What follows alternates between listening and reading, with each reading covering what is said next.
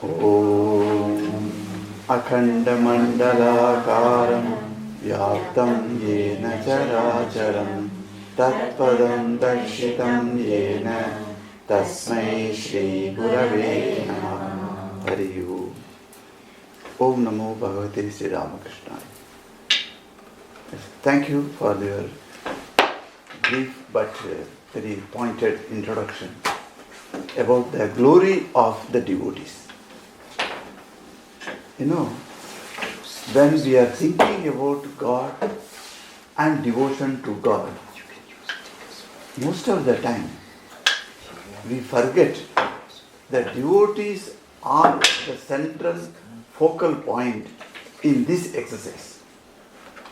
God is not the focal point. As he was telling, a beautiful remembering an incident that happened in one of the great Tamil poets. Her name was Avvai Yar. For short, people call her Avvai. This Avvai was a grand lady, grand old lady. She used to go from village to village in Tamil Nadu and would spread the knowledge of God about Lord Shiva.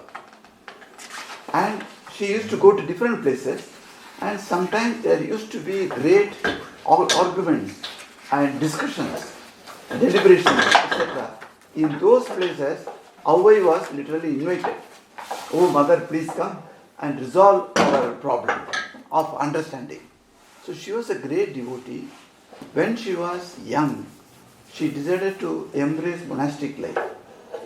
But she was a girl, so the parents were afraid. The parents said, no, you can't go for monastic life. Who will take care of you? If the world outside is dangerous, no, we shall not allow you. Then they arranged for her marriage with some boy. And the boy was coming to see the girl. That is the procedure. The boy comes to the girl's house and looks to that house and sees the girl, talks to her, and then he will say, okay. Then the marriage will proceed. So now that custom was there. So he has to come and see that. At that time, she went to Lord Ganesha's temple. Lord Ganesha is the primordial deity. Before doing anything, you must worship Lord Ganesha first. He takes all the first worship.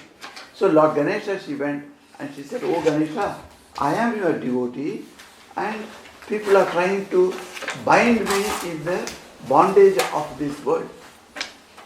So please release me. So Ganesha said, okay, I will make you the old person. So when the boy comes and looks at you, with all the wrinkled faces, he won't like you. He will run away from there. So in that way you will be saved. And she comes back to her house, and before the parents made a nice decoration, etc.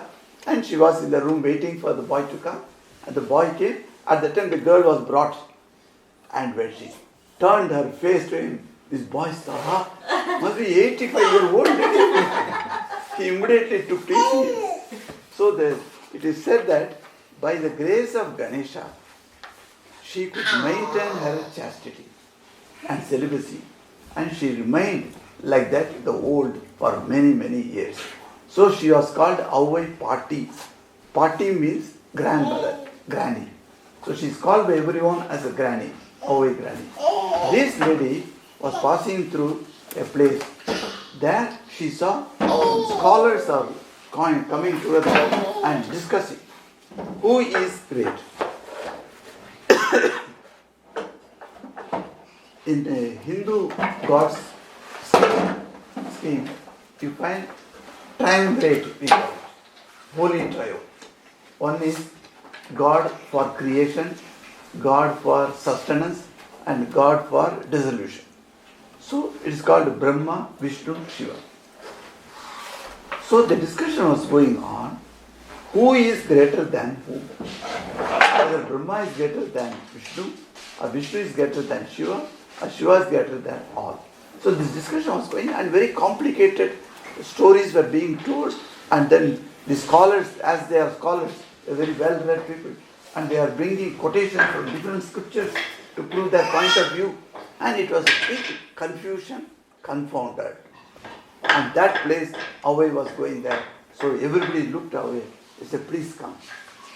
Why don't you tell us who is great and resolve this problem? Avai looked at the audience. It's a huge audience. 5,000 people are sitting there and listening to the conversation of these pandits, scholars.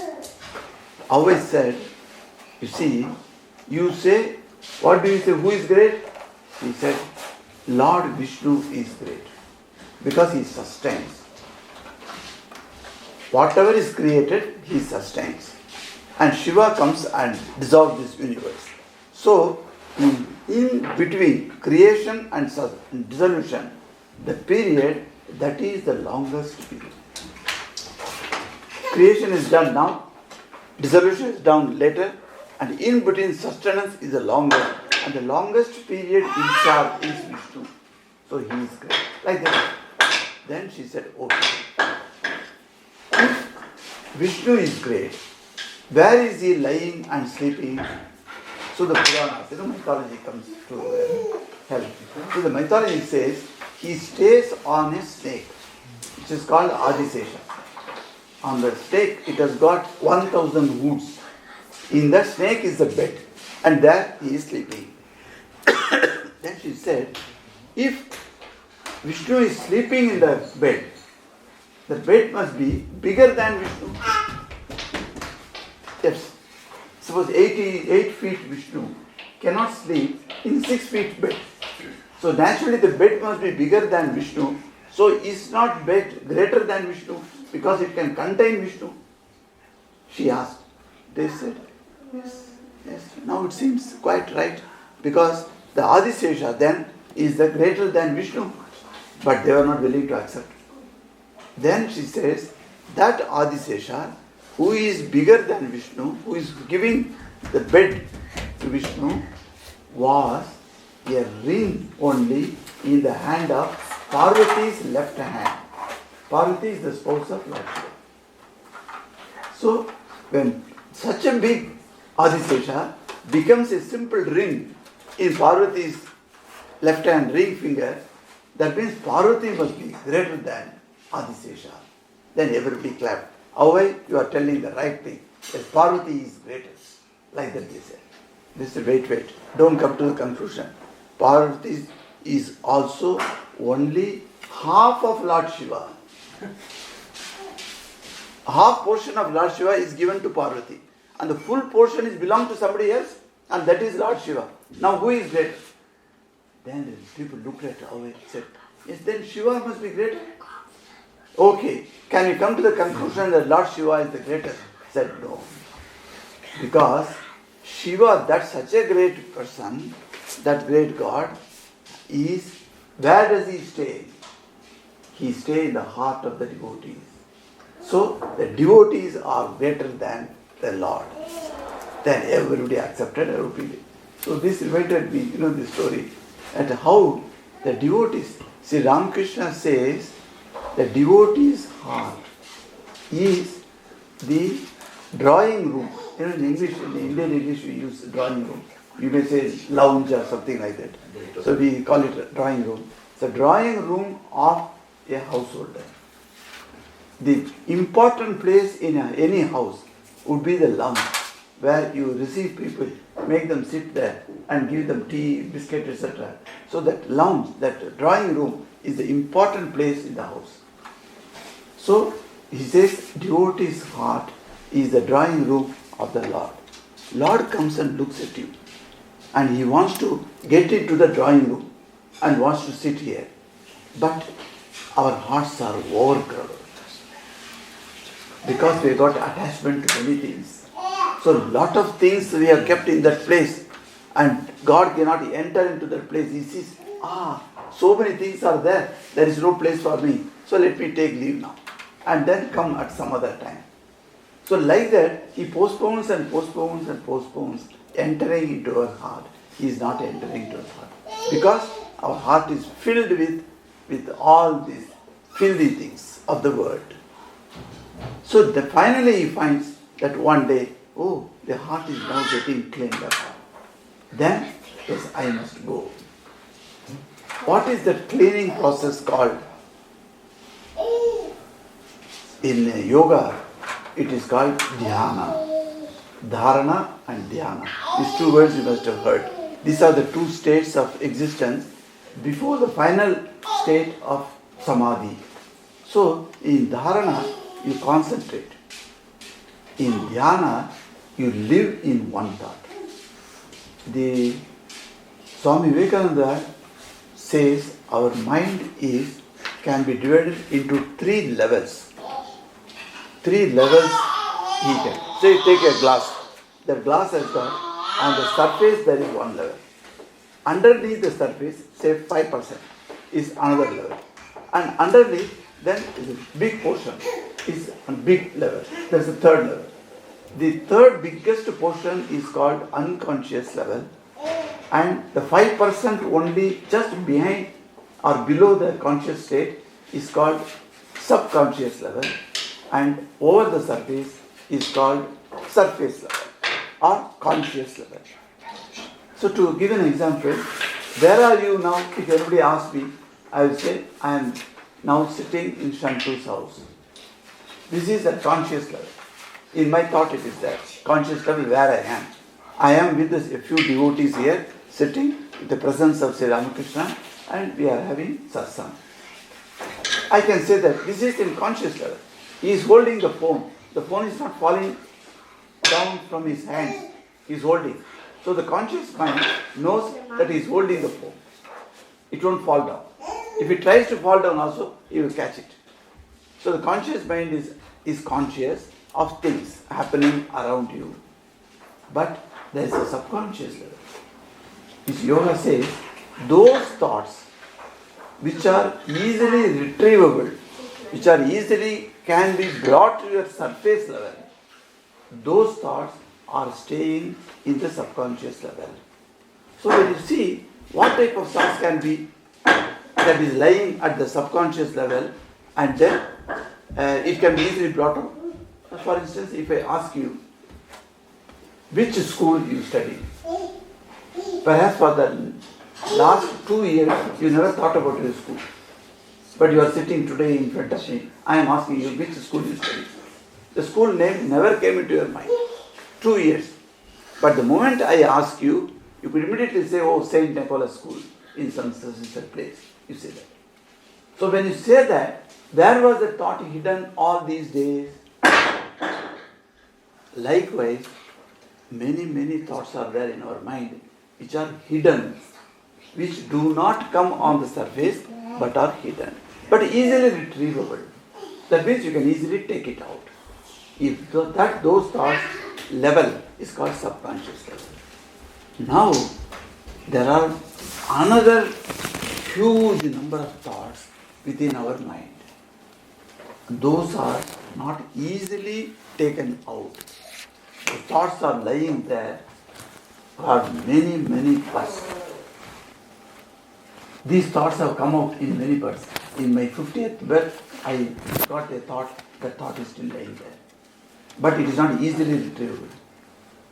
In my previous birth, I might have done something which has gone into the subconscious and to the unconscious level. I cannot now take it out. If you go to a hypnotist can make you lie down.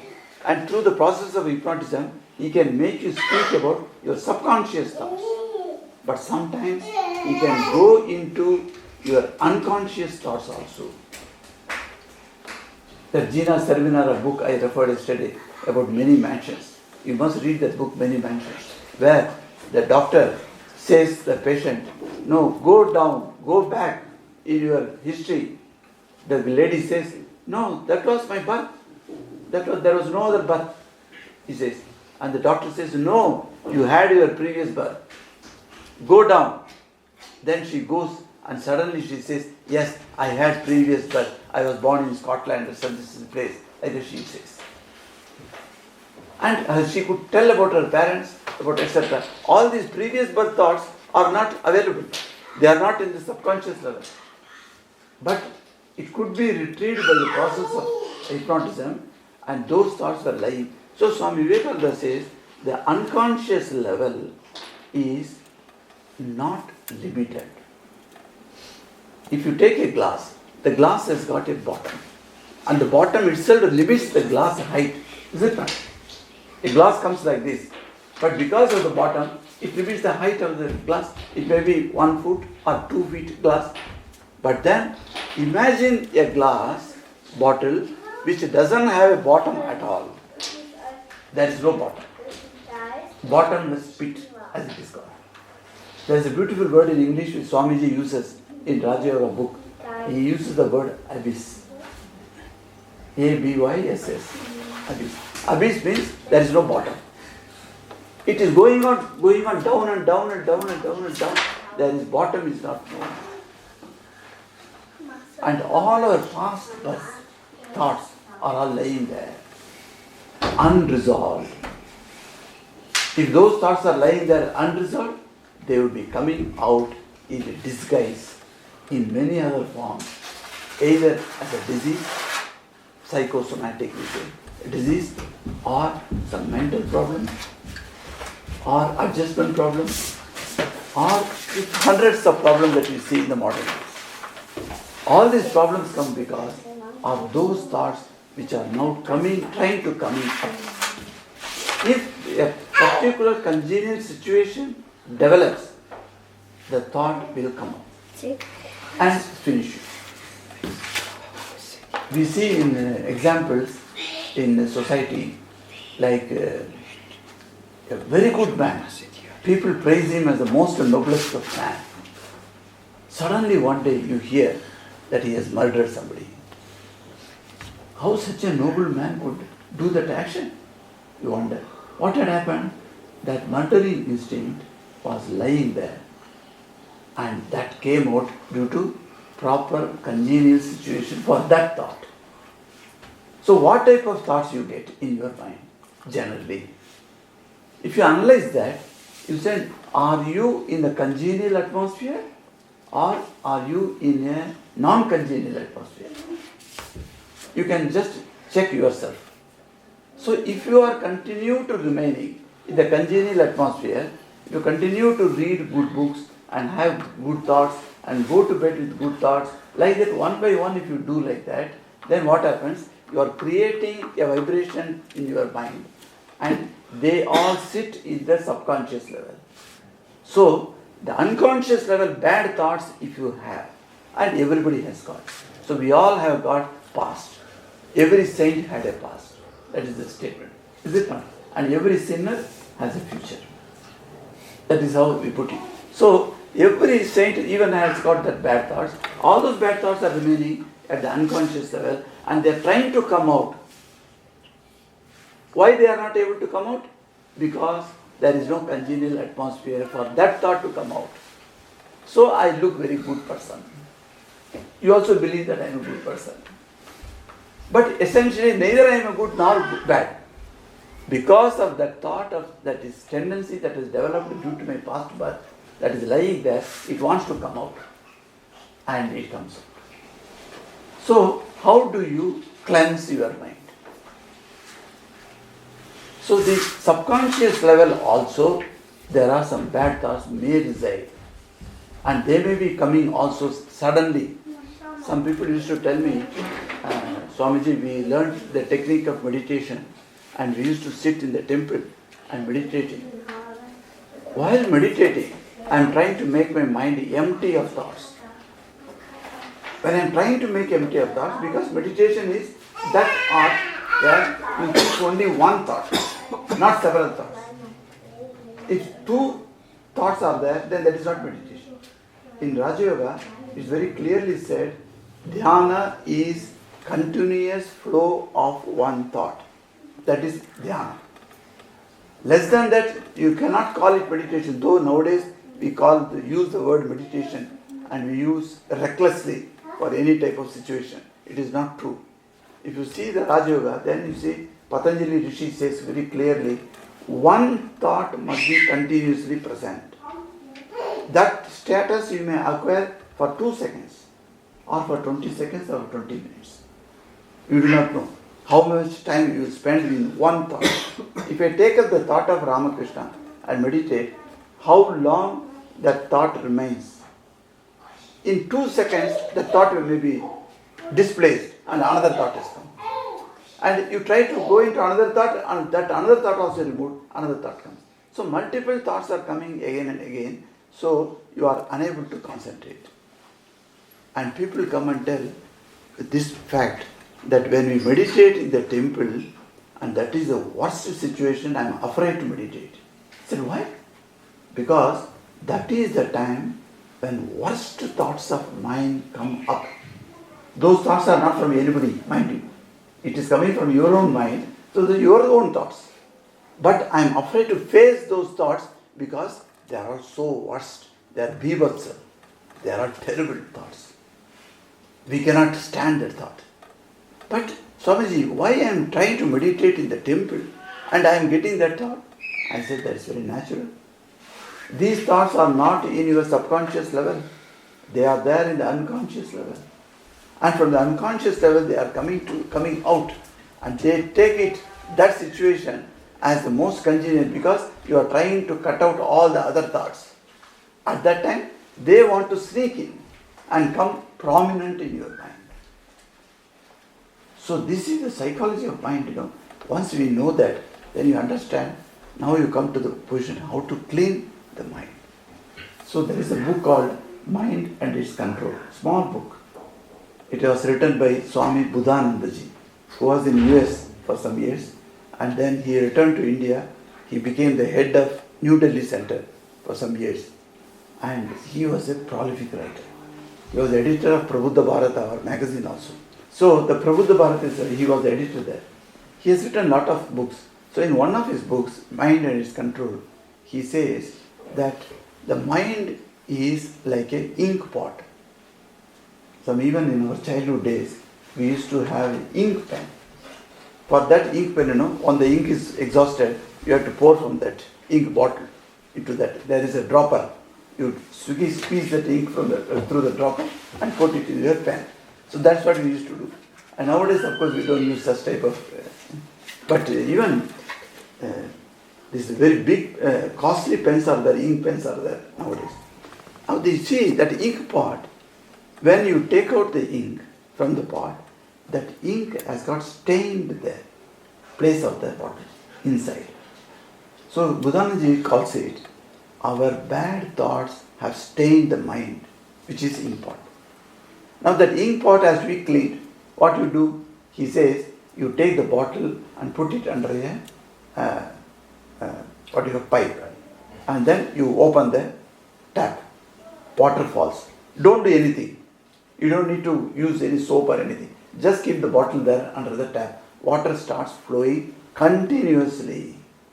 When the water starts flowing continuously, the water that goes inside comes out with the stain. So within 2 minutes, if you don't put your finger and you cannot put it because the mouth is so small, you can just clean it. Because the water coming there is pushing the old water there.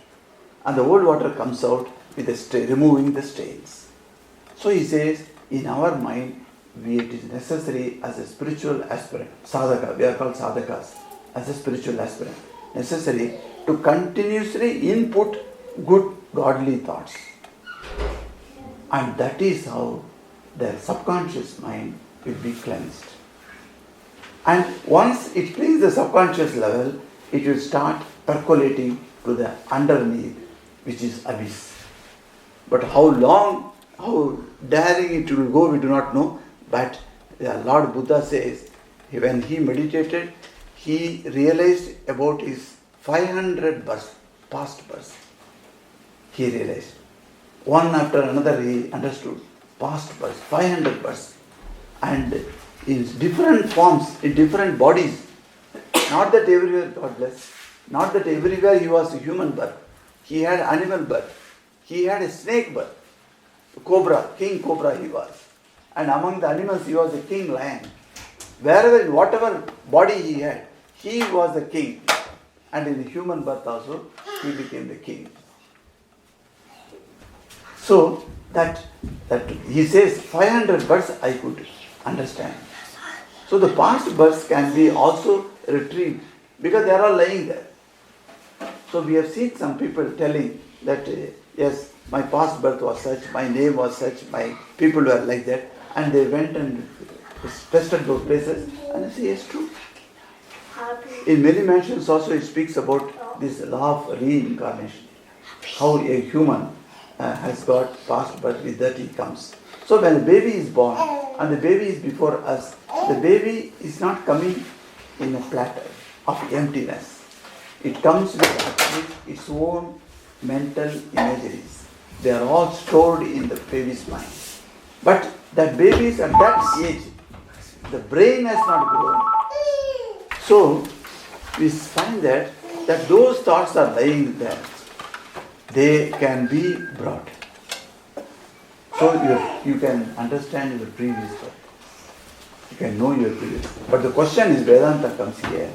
Vedanta says there are many yogic methods by which you can know your past birth. Okay, you have known your past birth. What is the use of that? You have gone back in your histories.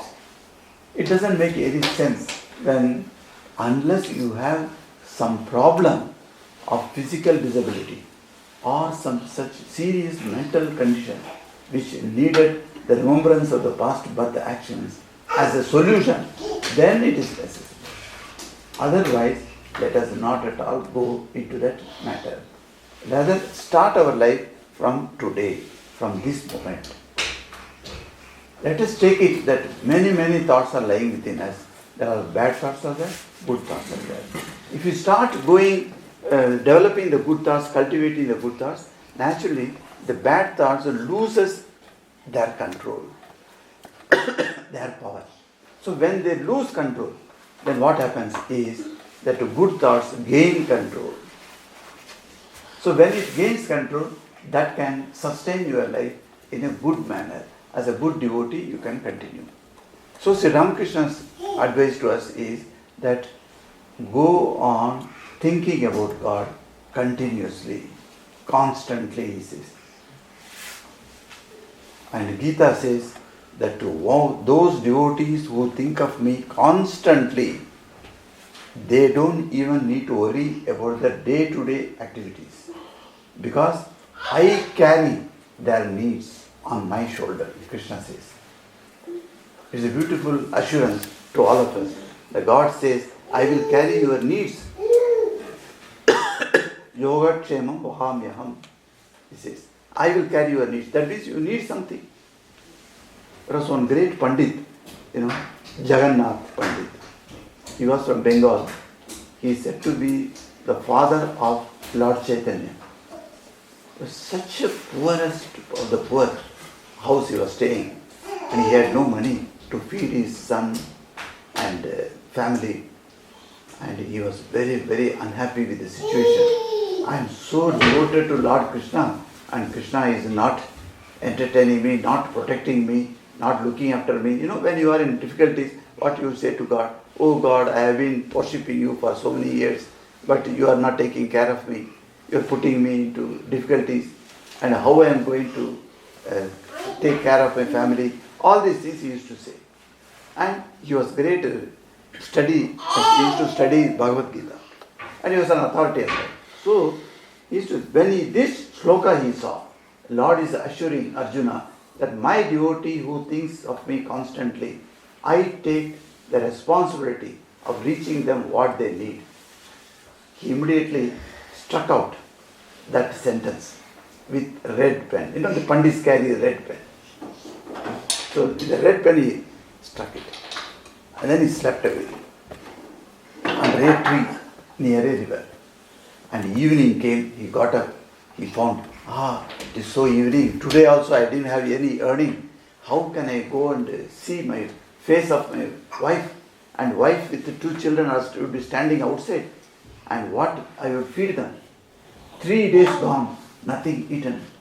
And these Brahmins, when the high caste Brahmins, when they are there, they are so confident of their status in the society, they won't go just beg. So he has not begged. And they are all starving. How I am going to do? And when he was slowly returning to his wife, and outside the wife was standing with the new sari. And she's calling him, hey, come, quickly, come. We are all waiting for you for last 2 hours. Then he went inside. He said, what is the matter? Sit. The 2 children were made to sit. And they sat. And he looks before him, big arrangement of 16 pots of breakfast. He was surprised. So he asked his wife, how did you get these 16 pots of food? Then she said, don't make a drama. You only sent these things. I said, I never sent anything. He's wondering. He said, no, you only sent. 2 boys came. On their head, they were carrying the basket. And they came here. And they said, Pandit Jagannath has sent all these things for your house. So I accepted. And when I opened it, I saw all these things are there. After 3 days, we got nice food. Come, let us eat. He was not willing to buy the story. He's telling, no, I was there near the river and I slept away. And I don't remember us to send anything like that. So how can it be like that? Then he asked, who are those people who brought this? He said, 2 young fellows came. And so beautiful to look at. The lady is telling. And one boy, the strange thing is, both of them seem to be brothers. But one boy was darkish color, another boy was very fair color. These 2 boys came. And when the fair color boy seemed to be little elder, and he took that basket on his own and kept it on the ground. But this younger boy, the dark looking boy, he was not able to lift that basket. So I helped him to lift the basket. And while taking out the basket, that his turban was removed, and I saw in his forehead there is a big line and drops of blood was coming. Immediately I tore my sari and removed that and said, my dear son, from where you got hurt? He said, mother, don't worry. I get many types of hurt like that. I am a playful child, so I get hurt. Don't worry. Like that, they went back. Then he wondered, I cut that line, Yogakshenam Mahamirham. Lord says, He gives assurance that I shall take care of your needs. And I said, I don't believe in you, and I cut it. And today Lord has proved to me. And this is Krishna and Balarama, they came. He was convinced they came. And they brought all this. So, Lord is ready to do your orders.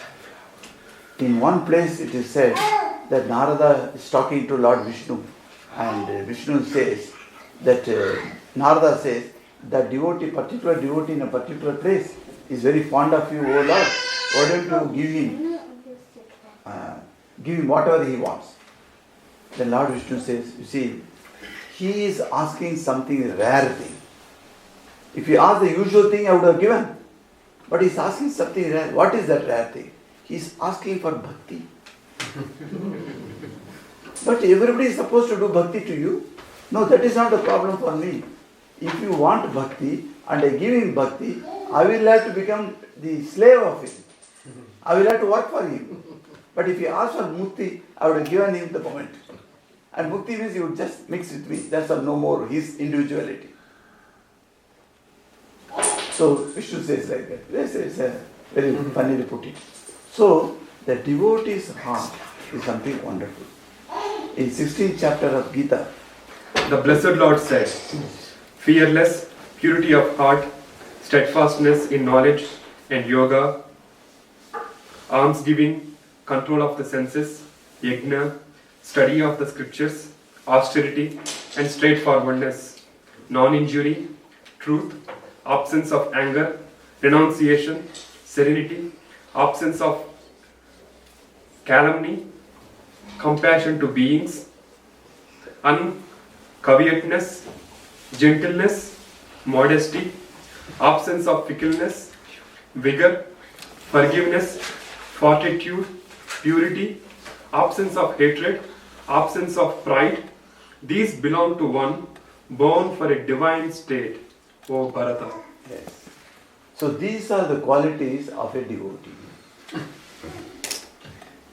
Now, he has given list, Krishna has listed it. So what I tell our devotees, that you make a list 1, 2, 3, 4, 5, and give 5 interjections, that into point at the right side of your paper, and you write there 25, 20, 20, 20, 20, 20. You take it, for instance, absence of jealousy. I must reach. That will be, jealousy must be 0. Now, jealousy is the word against which I put 100%. Because I am full of jealousy. So 100% I put jealousy. So 100% I have kept. Now, in my spiritual practice, I am trying to find out whether the jealousy comes down or not. Suppose after 2 years, my jealousy is not as much as I had earlier. I come to 80%. I make a tick at 80. Like that, all these qualities, divine qualities, which is Krishna calls it, these are the qualities of the devotees. What are the signs of a devotee? At least a few of these signs must be present, if not all. And if not 100%, at least a few glimpses of the signs must be present. Then you can call a devotee. So, we must, once you write down this, then you can see yourself and you see where I stand now. For that only the retreats are conducted. The silent retreat that we conducted recently in Dublin is meant for that, to understand where you stand. Where are you? At this, if that, those are the qualities that should have come with me fully, and to manifest that how far I am standing. So that's why this is very important to know who is a devotee and what a devotee needs to do. So there are certain things are given which are very easy.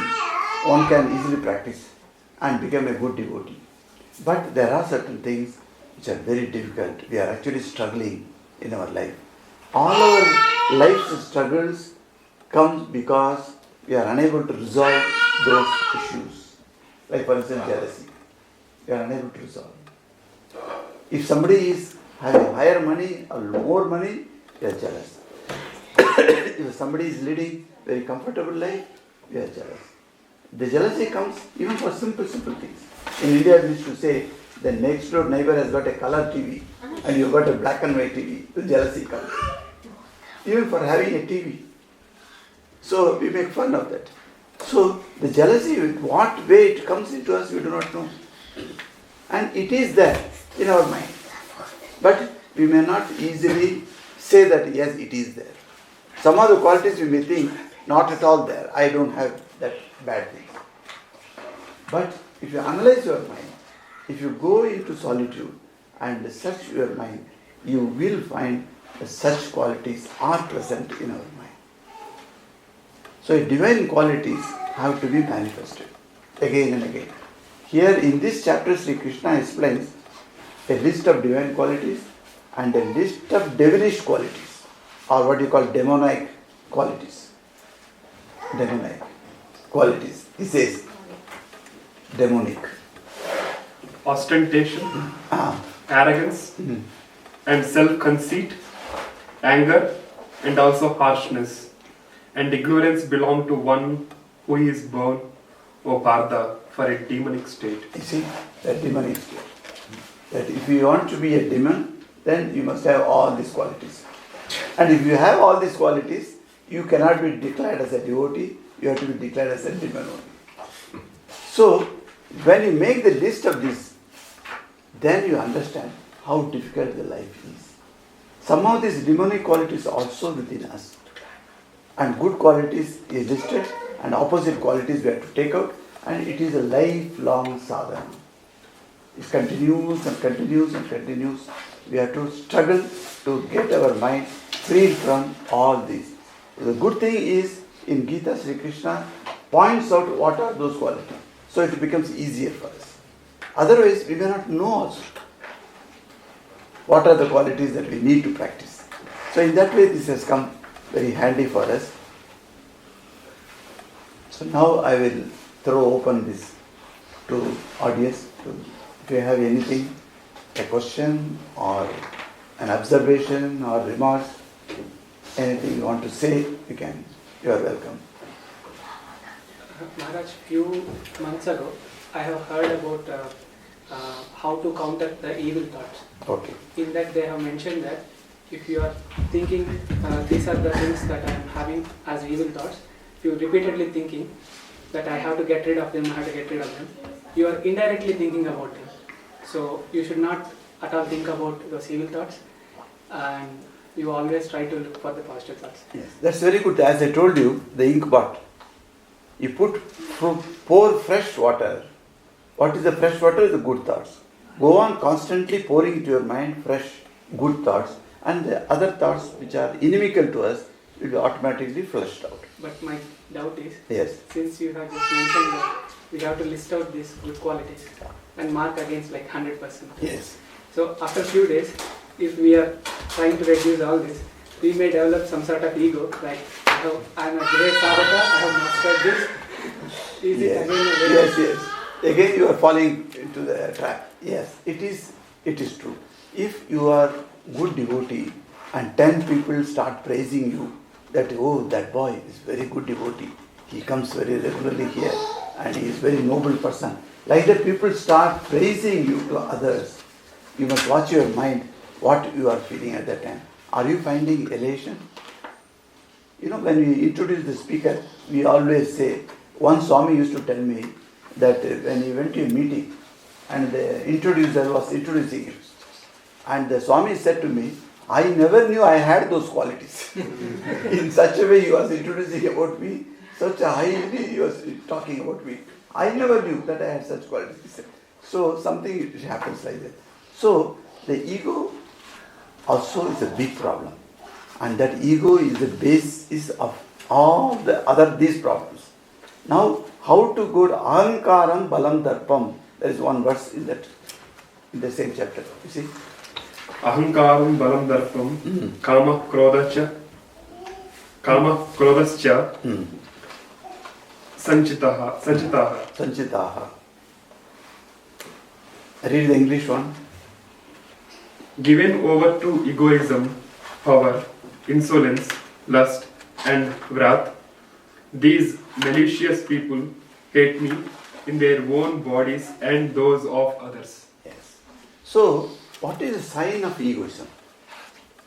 When the egoism comes up, it is very, very unperceived at that time, because you find some relish in some people praising you. So the egoism starts coming and you start relishing it.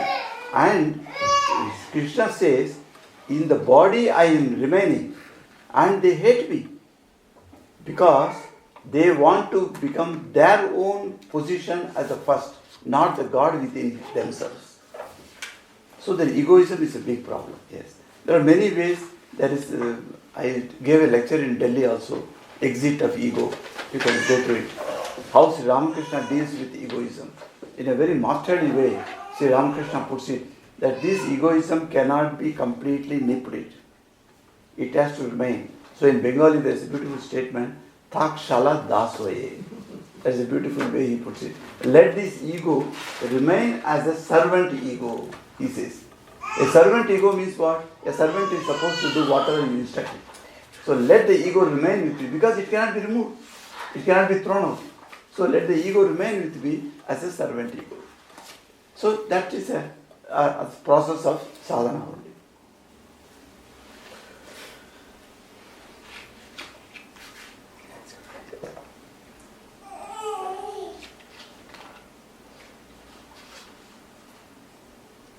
Anyone else? Yes. Swami, thank you for your talk. It was very, very inspiring. I want to ask you a question that's been confusing me while I've been studying my Vedanta program. It has to do with karma. So, from what I understand, there are three kinds of karma. There's the karma, I'm not going to repeat it because I'm sure you know what I mean. I'm thinking, and sometimes I worry a little about the third kind of karma that I have absolutely, there's like, we don't know what's going to happen. There's the karma that's unfolding now, and then there's the karma that will not unfold.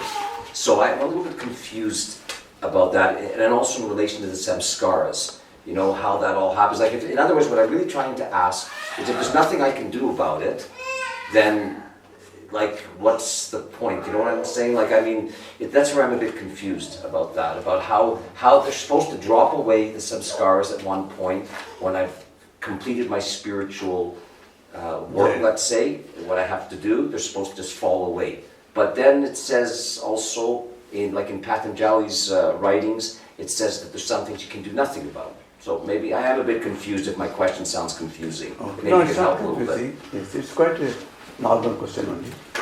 I'm telling, your question presupposes a basic point. The point is, I have had previously lot of karmas, and some karmas are already fructified. They are gone. That is over. Debit and credit matched over. Some are, I am undergoing now. Some are going to come. That is called Sanchita Karma. So the Sanchita Karmas, which are going to come later in my life.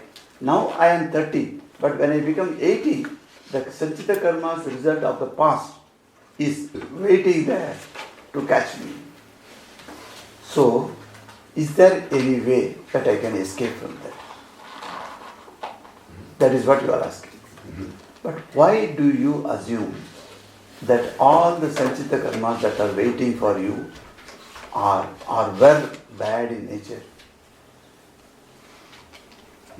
This is my first question for introspection. That may be good, that may be bad. Is it not? A mixture may be there, but not that everything is bad. So, Swami Vivekananda says, if there are hundreds of bad karmas results are waiting to pounce upon you like tigers, he says, there are thousands of effects of good karmas are ready to protect you like angels. That one sentence resolved this problem. I also had this problem. Because after some years, I am going to get the bad karmic effect. See, any karmic effect will not come unless it has got congenial atmosphere. So, at the age of 80, I may have a congenial atmosphere for that particular karmic effect to come now. So, it may come and attack me, and I will be more worse situation when it attacks me. So, how do I escape from that? Well, you can't escape, because the effects have to be borne by you. Unless you born, it can't be disappeared. Nobody can take your karmic effects and say, I will do your thing. There is a story in Bhagavatam about King Yayati. You must read it about it. Very funny story. And Yayati is a king, and he was so attached to his sensual objects. The body is the final thing.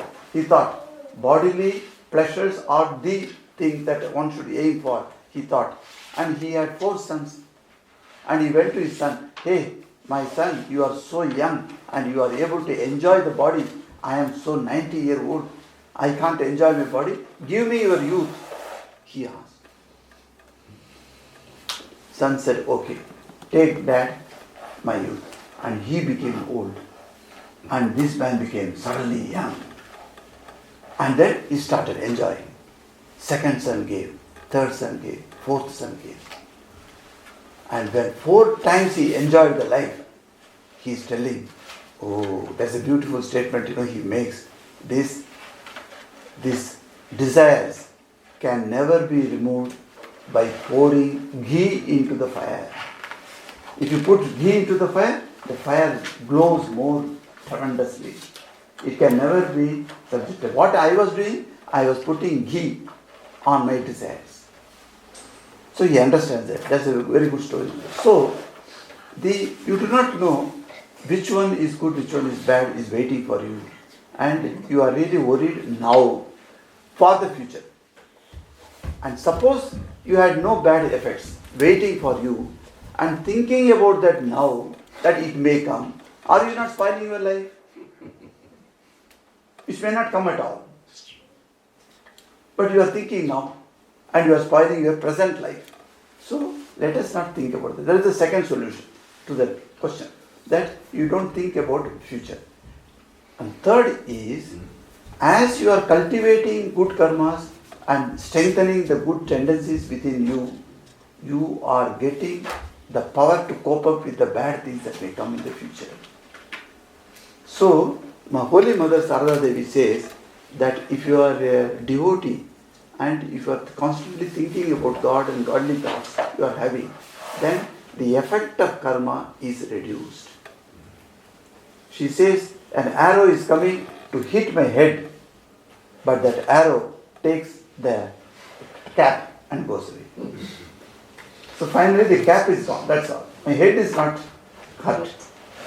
So something big was supposed to come to me and I fell down and scratched here. That was with the small thing, it went off. Like that I took it.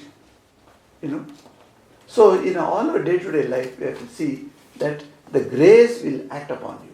The grace will come, though it will not completely obliterate the past karmic effects, because you have to struggle, you have to adopt that.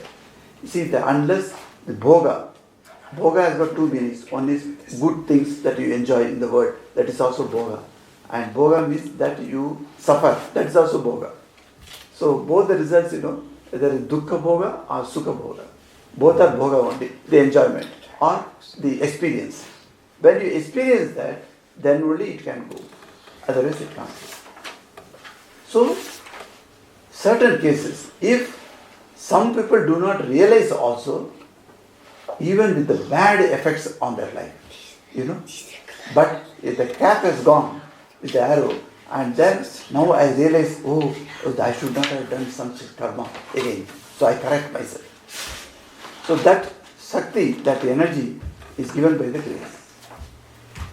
So God's grace is very necessary. Yes. I have one question to good and bad karma. Is bad karma not also a possibility to get stronger and to try to lead a detached life and to bear it without complaint? Because otherwise it means also involvement when you start to suffering about your bad karma. If bad karma comes, how do you deal with it? What you are asking is how to deal with the bad karmic effects. Because you can face also a bad karma with the right attitude. Yes, with the right attitude. That comes when you have belief in God and God's grace is working in you. That time it comes. That's what I am telling you. Constantly you are filling with that good thoughts. That will energize you. That will strengthen your good thoughts, and the bad thoughts cannot take over you. So you are able to deal with it. Most of the psychological problems where the people are unable to deal with those conditions because they are weak. So in the yoga process, what we do, we tell the people, hey, you are a strong man. What are you worried about this? You can deal with this problem. Like that, when you say that, then they get energy. And they know how to deal with it. Yes. Okay. What is the, between renunciation and repression? When do we say, look, we renounce, or these are small desires, get them over with, get it out of your system? So I like to eat a chocolate cake and say it's a small thing, I eat it, it's out. The next thing is, I really like this car, I can afford it, I buy it, it's out of my system. The next thing is, I want to be rich and famous and I will in any way try to do that. When do you say, do, and at this point, renounce, take it out, discriminate, cut?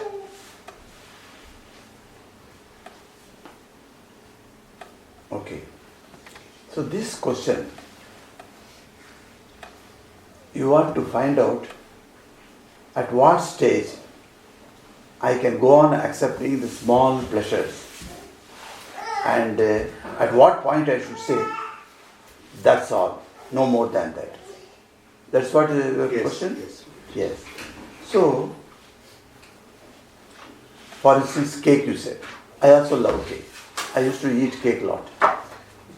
But now I am diabetic. So when she offered cake today, I said no. Knowing well that this cake is going to be injurious to my health. A simple thing. That which is going to cause me physical injury by bringing my blood high, and then creating further complications in me. So I am aware of that complication and I say no. So a point is there in every pleasure where you will say, that's all, that's far, and no more than that. Then who will decide that for you?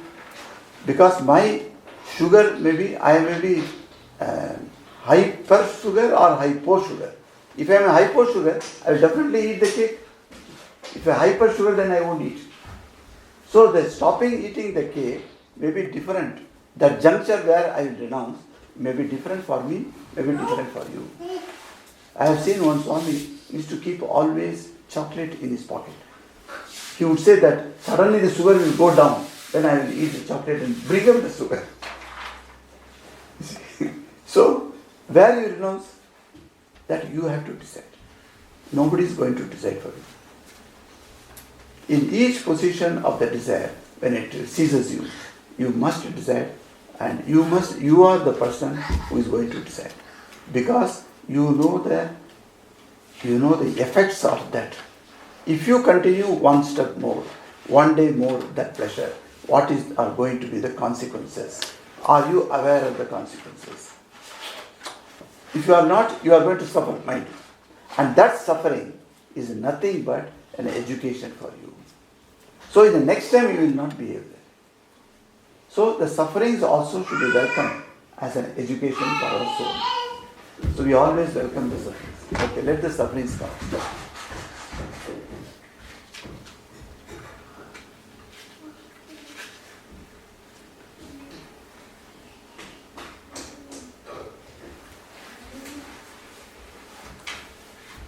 So Vamsi, you asked me which topic you like most. I like this law of karma topic. In many places in US I talked about that.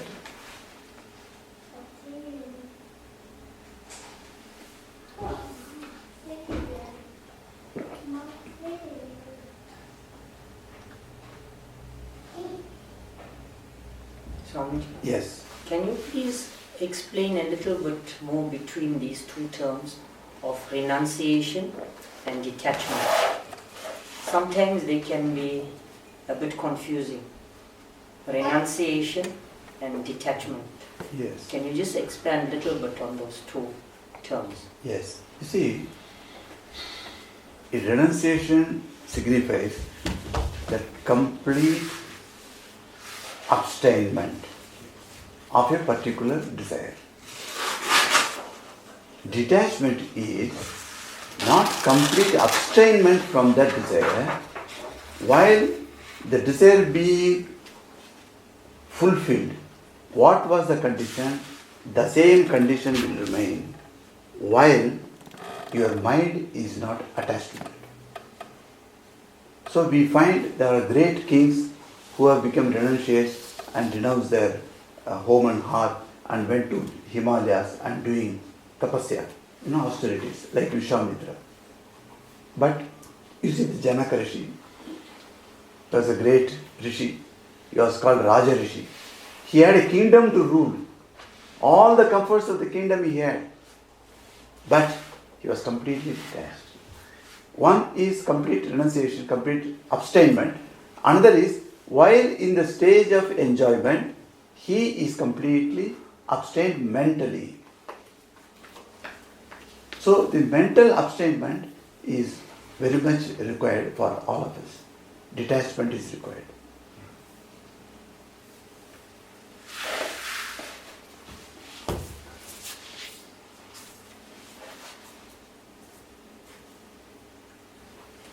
Yes. I have a question regarding desire. How to remove one desire? Because desire can sprout in mind any time. And from desire, we can say, I don't go ahead with the desire. Rather, I suppress that desire and proceed further. But that does not mean the desire won't come later again. Correct. So how to remove that desire from coming again? Yes. See, the desires are called vasanas. You know what is the meaning of vasana? The Sanskrit word vasana means gandha. That means vasana means smell. Say we have a nice agarbatti and you put agarbatti, mogra agarbatti, you use it. Then the smell spreads everywhere. After going from that room, you go out, you just take it to your cloth and the cloth is smelling. What has happened? That fragrance has got stuck with this cloth. That is called vasana. Vasana means the desire sticking to your mind. Not completely removed. It just stuck. That's called vasana. Vasanai. In Tamil we call vasanai. So that vasana says that it comes and touches your brain or your mind and it stays there. That vasana cannot be removed. Except one condition. When that condition comes, Gita says, those vasanas which are remaining there in the original state of existence, they are all stuck to the mind when they will be burnt completely when you will have samadhi. So when the mind loses itself into samadhi and there is no other mind, at that time the mind is the container of the vasanas. What the vasanas are being done? The vasanas are burnt out. Even after burning the vasanas will appear to be there. As Sri Ramakrishna explains for a great Siddha Purush, great Mahatma. Ramakrishna says, one day I got a desire to understand what is a muslin shawl. Muslin shawl is very famous, It's so soft. It's such a big shawl, you can close it and fold it and it will go through the ring. Such fine material it is. And it is so soft. I had the desire. And the same evening, one Marwadi gentleman came and he brought the shawl to me. And I put it and said, he's telling, Ramakrishna says, oh my mind, he's telling to his mind, you wanted this muslin shawl, enjoyment, it has come. How are you feeling? You are feeling nice? And the next moment he takes it and throws it away. So, the vasanas will remain. The vasanas can be burnt. And the burning situation comes at that time, further you won't have any rebirth. So, somebody asked Holy Mother, people say that in Benares if you live your life, you will get mukti. Mother said, yes, okay. But then, immediately that fellow, what he did, one fly was flying. He just put that fly, and the fly died. And he asked, will this have mukti? He killed that fly, see. Will it have mukti? Then mother became serious. She says, unless all the vasanas are burnt out, no moksha. She says, wherever you may go to Benares or you may go to Saint Athens, the vasanas are there, you will come again. So as Shantu was pointing out, when the vasanas will sprout, it is your responsibility to find out whether you want to completely abstain or give some indulgence. To what extent? That you have to decide.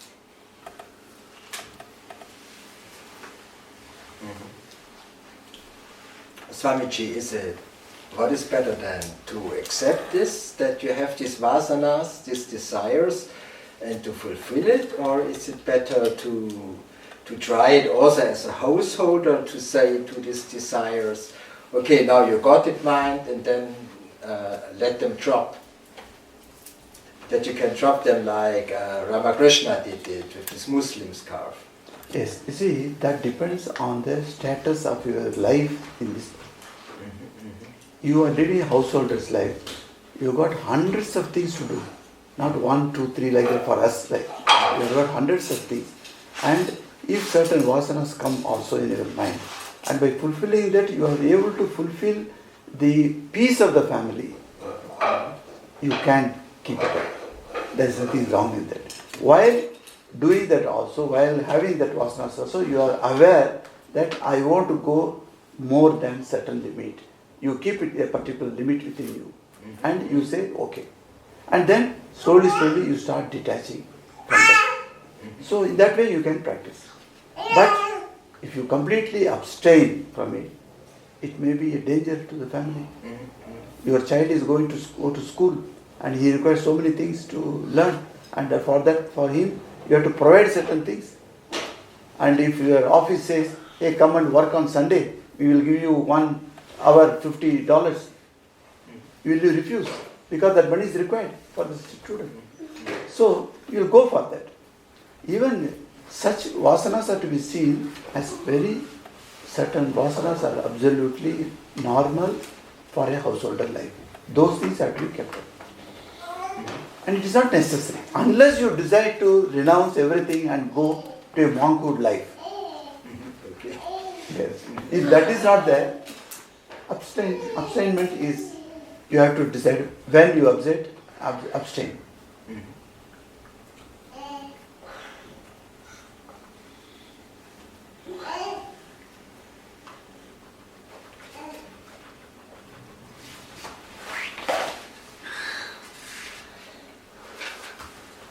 Anything, Catherine?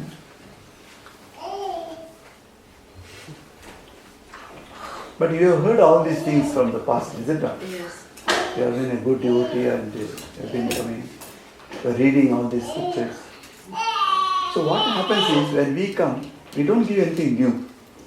We talk only about the old things, but it makes sense, when you hear again and again, they become stronger in your mind. Yes. Yes.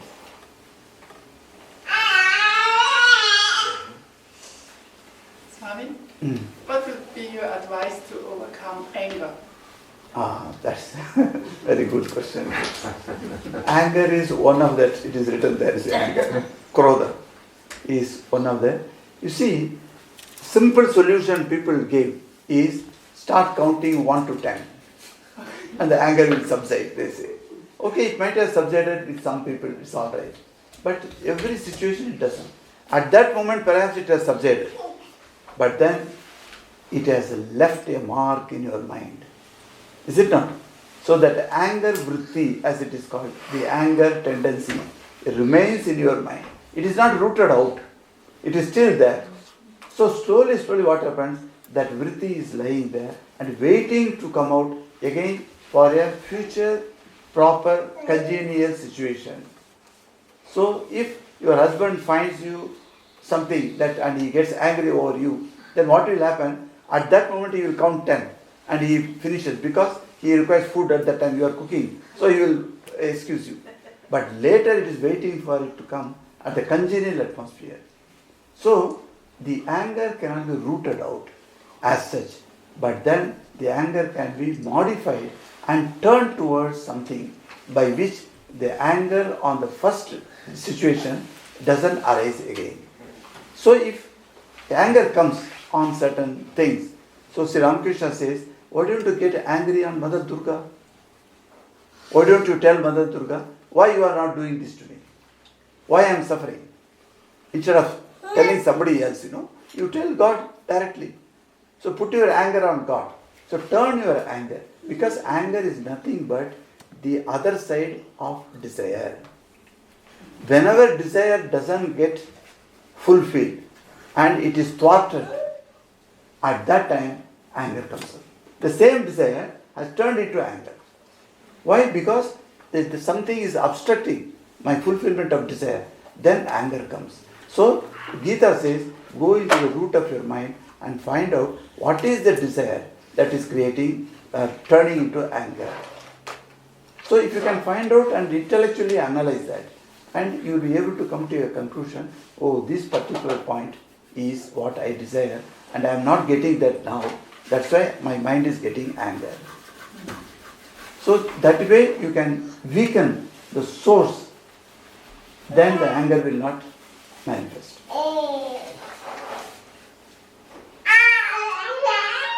But it cannot be done at the time of getting angry. Mind. When you are getting angry, you are not feeling that you are getting anger. You are anger at that time.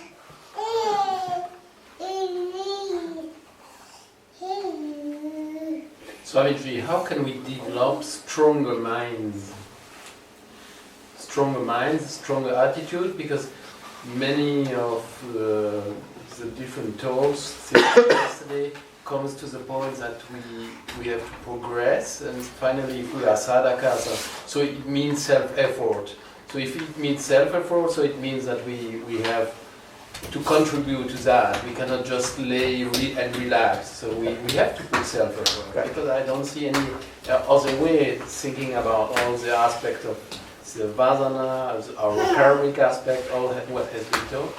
So how can we develop? And Swami Vivekananda puts out this, be strong and and so on. How can you develop that kind of inner strength in the human mind? Yes. So where does the strength lie? Can you tell me? At this particular moment, to a question, you want to reply. You want to tell a lie. At that very moment, you know that I am going to tell a lie. At that very moment, you know that I am not speaking truth. Now, when I will say your mind is strong, when you tell a lie, or when you don't speak the truth. When you don't speak the truth, what happens? You are afraid of the consequences of the lie. And you say that I want to tell a lie now because I am afraid of the truth. So you go behind something else and try to protect yourself for that situation. There was one situation in South Africa that a message has to be given to one person. And that person who was supposed to give that message, he was there. And the satsang is going to start. And then we asked that person, hey, did you inform him? Why he has not yet come? He said, yes, I informed him long back. And later we learned that he never informed him. He managed the situation by telling, yes, I informed. So all our anger went towards that person who was supposed to come in time. So he didn't come. So our anger was against that person. But this man told a lie and escaped. Now, why did he tell a lie?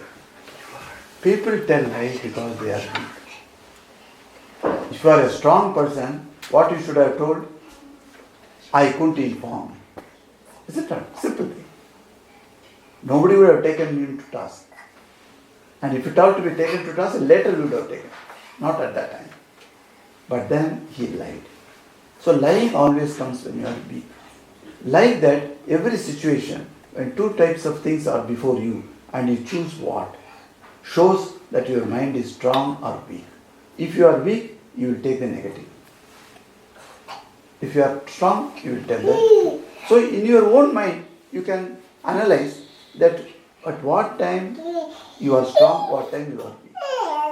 So why not we become strong? Swamiji says, be strong, be bold, he says. So why you want to take unnecessarily the path of lying? It's not necessary. Because that only shows you that you are weak. Instead of that, be bold, Swamiji says.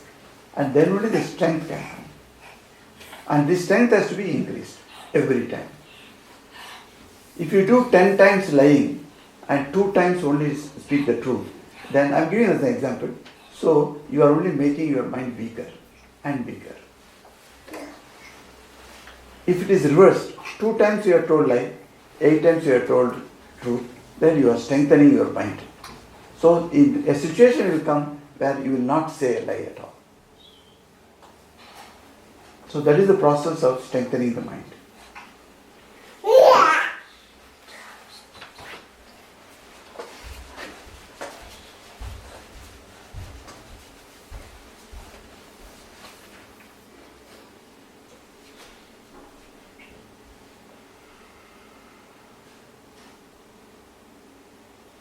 Maharaj, how does one get the grace of God? Because if you do something to get grace, it is not grace. Grace comes unasked. That's why it is grace. So, what is the method? Or can there be a method? It seems contradictory. Your question is contradictory, definitely. Because you yourself say grace is not dependent on something. Is it not? Kripa. In Sanskrit we call it kripa. And there is a kripa is categorized as ahetuki kripa. Ahetuki means there is no hetu, no reason for benefiting the other person by grace. So if a poor man comes to you and you help him, that cannot be called a grace. There is a compassion. Is it not? Because he has got poverty. You want to remove the poverty, so you help him. That is not a grace. But grace works when there is no reason also. But it comes and saves you from difficult situations. So, are we eligible for that type of grace? One is kripa, so that comes, and compassion, daya. So, the God also has got all these qualities. He has got the capacity to be kripalu. That's why we say Sri Ramakrishna kripalu, because he is kripa. Without any reason, he will just bless you. You may be the worst man. That's why Girish Ghosh was there. When Girish Ghosh came to Sri Ramakrishna asked him, "Hey, people say that you are a drunkard." He said, "Yes, sir. I drink a lot." "How much you drink?" He said, "If I keep the bottle after bottle, that will be above the Mount Everest. That much I have drunk." And he says, "I have not left any sinful activity undone. I have done all types of sinful activities. If you make a list of sinful activities, I have done everything." And He never told a lie. Huh? He never told a lie. No, lying is not. Sinful activities, I'm telling some other thing. So he says, and he says that he never told lie. That was maybe the reason that Sri Ramakrishna gave him such a grace. And he took him to his side and said yes. And he fully showered him on his grace. So your question is whether grace is to be interpreted. What happened to the daya? Say, if you become a good, same ativa bhaktaha, Krishna says in that chapter, the 16th chapter, you say, this particular person who is without any jealousy, without any anger, that bhakta is my great devotee, he calls him. So he tries to protect him in all circumstances. So the grace works, his compassion works. And when you reach a stage where you do not demand from anything, demand God, then grace comes. Because you are trying to work out your own way.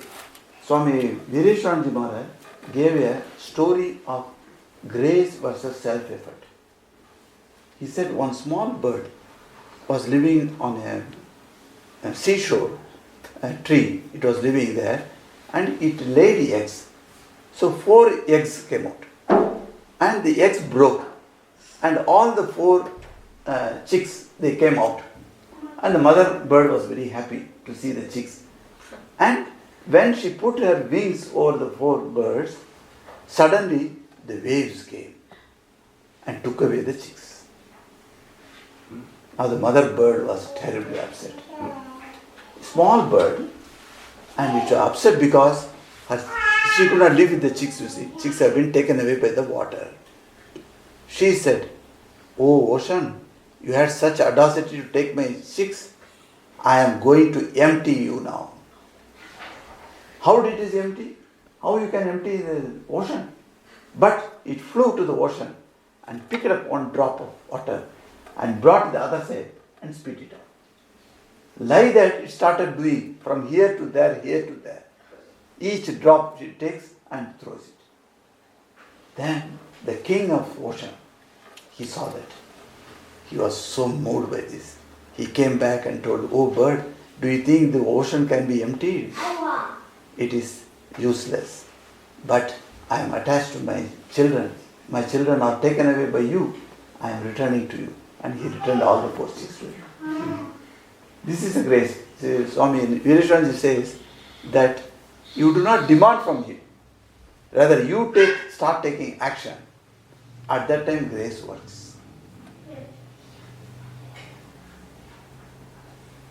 You can pray also. If you pray, what happens? Oh, Dayalu, Dayalu, Kripalu, like that you can pray. And his Daya will work, his Kripa will work. Yes, that also will work. But if you don't even care about asking anything, and you do your duty at the time given to you, and the grace starts working out.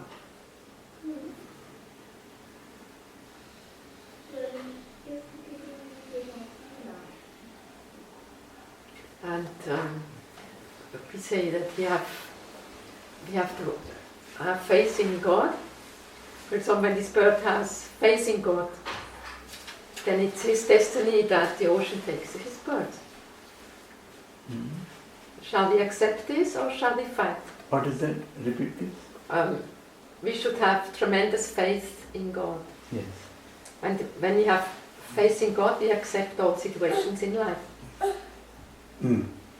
So this bird, can't he accept the situation that the ocean has taken his chicks? Yes, it could have taken. Yes. If that is taken, then the mother bird will not be sorry. Mother bird will not go and try to empty the ocean. It's because it has been my own past karma. That law of karma is said to have, though it regenerates you, but there is a danger in going into that type of argument and then not doing anything. So say one of the reasons why India fell to the superpowers of outside is the reason that Indians forgot the working of law of karma and they resigned themselves to whatever fate happens, it will be taken as a fate and nothing done against that. That's what Swami Vivekananda wants us to remove that, and he bombs all the ignorance of the masses and says, why do you think like that? You have got certain power God has given you, but why don't you work out? So he says that Ramakrishna's example he gives that a cow is tied with a rope and stuck to a peg, and the cow's rope is 3 meters. So within the 3 meters from the peg, in the diagonal, the cow can move around freely. But if it tries to go beyond the 3 meters, the rope will pull it because it is tied to a peg. So that is, all individuals are like that. We have got that pegs are there and we are moving within that. And if you want to completely remove the peg, you must become one with the God. God bless.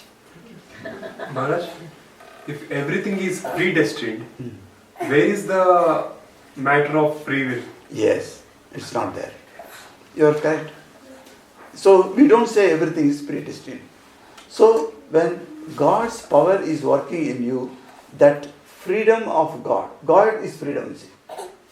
So if God's freedom, a few percentage comes to you also. So you are exercising that free will. You are capable of exercising the free will. How much you can exercise? That much as a jiva, that much the rope distance that you can exercise. But we have free will and we can actually do. Yes. But how can free will not to that extent of God's, but what is given to you, how that has been determined, how much length. I may have 10 feet, you may have 3 feet. Why? Because that is according to your past karma and bhavana. Thinking and action. These two create the length of the rope. How much length you have. Yes. You want to say something else?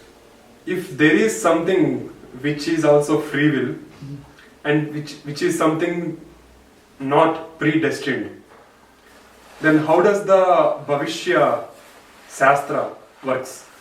For example, in the case of Swamiji, Govind Sethi actually predicted that Swamiji would go to foreign and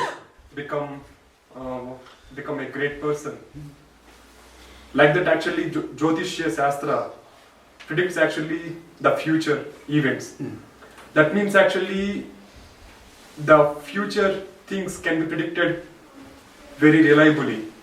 That means the future things actually are predetermined.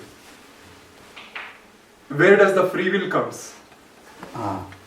You say the free The predetermined actions are known by this. If somebody predicts your future, is it not? Yes. How the future is created at the first place? By the present actions of Swamiji. Swamiji came to Ramakrishna and Ramakrishna told him some message, and Swamiji wanted to spread all over the world. At that time, when he was a young boy of 16 years old, he is telling to his friends, today I received a great message from my master. If God wills, I will spread all over the world. He never thought of going to America, etc. So his actions only took him to America. So if you can see the timing, the time is something, it's a continuous flow. Only we, in our own limited mental capacity, we block the time from here to there, like that, we say. Actually, it's continuous. This birth that you have taken, the birth date and the end date, that is what we see. More than that, we cannot see. But great people can see the continuous time.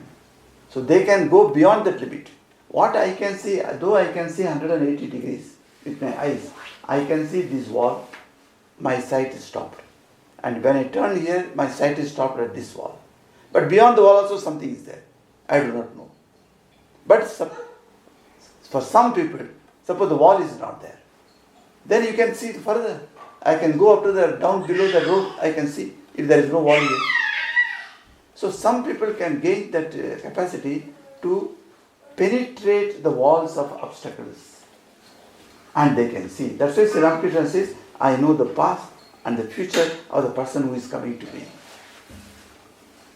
Because for him, time is nothing. Time is not related to a particular point where you are born and dying. So the soul's progress, the whole thing he is able to see. Maharaj, is there not a conflict somewhere? If you say our life is predestined, on the other hand, previously we discussed that Holy Mother says that you can change, something was great, something was going to happen, but next year's thing, that thing will still happen, but in a lower degree. So if it is predestined, we can influence that through our karma, I'm sure. Present karma. Sorry? Present karma. Yeah. Yes. Yes. That's absolutely. Otherwise, as See, Bamsi for says, that only, there is a free will given. If you analyze properly, to make set right, for that only the free will is used. Though it may be a very small amount, but the free will is used. Here, is it a free will what Thakur was saying? Basically, what I understand is, with this physical body, where basically the prarabdha karma is actually working, we have some limitations with this physical body. With this physical body, you can actually only progress this much of length, where the rope is actually, where the rope length is. Is it really free will, or is it really the amount of progress you can make with this body with limitations? See, as a owner of the cow, if I see the cow is behaving well, so instead of 3 meters, I can put 30 meters.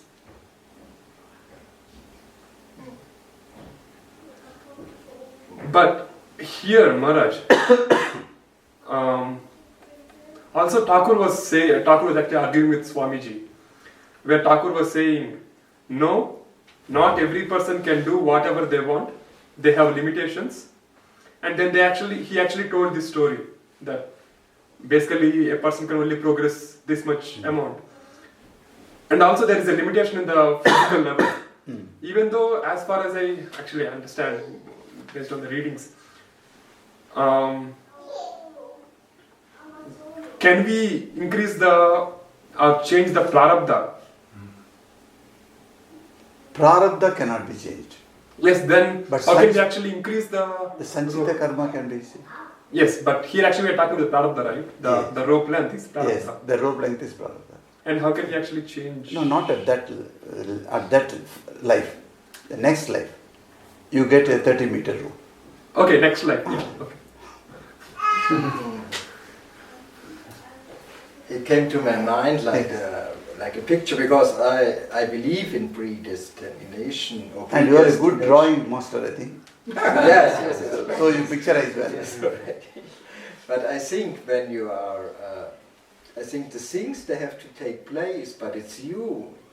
You decide if you are attached or if you are detached. When you are attached, then the rope is very strong. Then karma pulls at the rope and you have to move.